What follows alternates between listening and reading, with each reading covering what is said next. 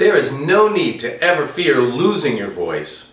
If you just remember this simple equation, you'll always be in control of your situation.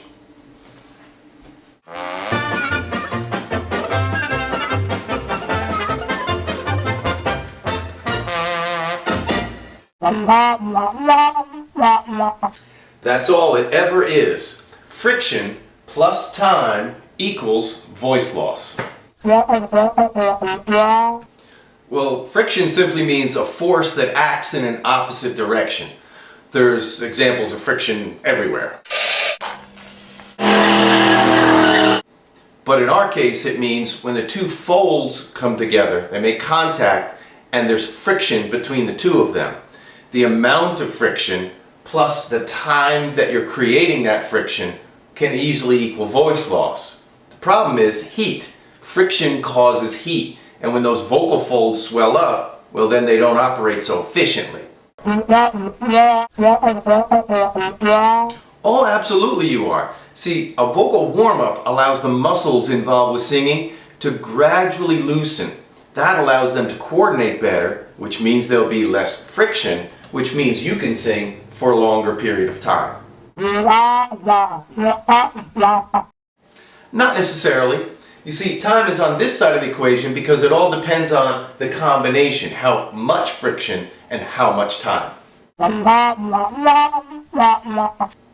Well, that must mean you have too much friction going on to lose it in that short amount of time.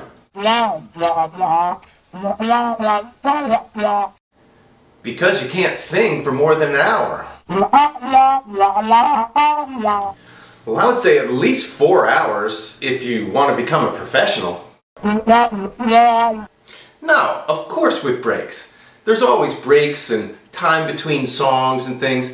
My point is that if you're a professional, there's going to be rehearsals and shows and recordings. So you're going to be needing your voice for long periods of time, day after day after day after day. I would say it's important to pace your voice. Oh, I'm sure he did. Stopping friction is good.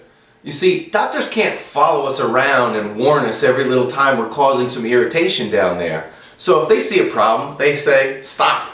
Stop the time. The problem with rest is that it doesn't change our behavior.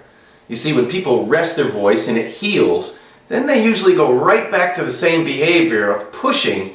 That's what created the irritation in the first place. Well,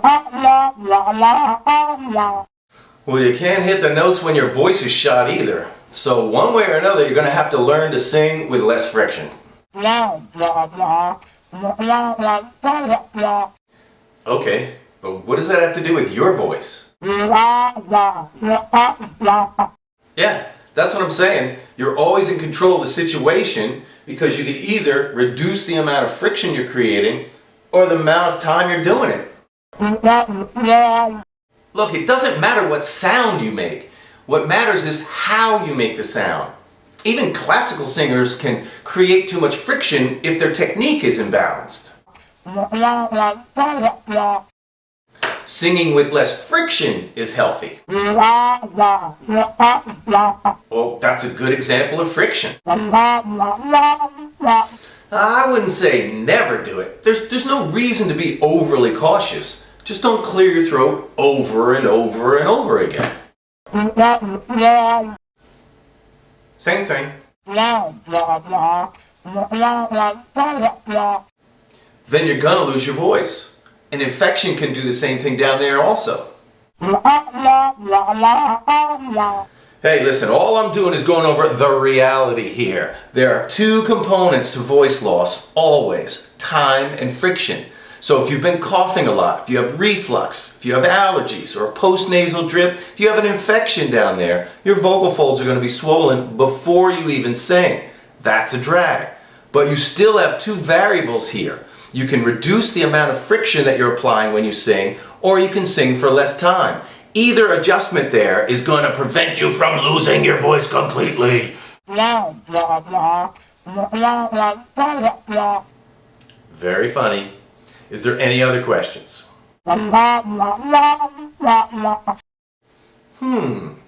Now, what would be the best way to learn to sing with less friction? Maybe voice lessons?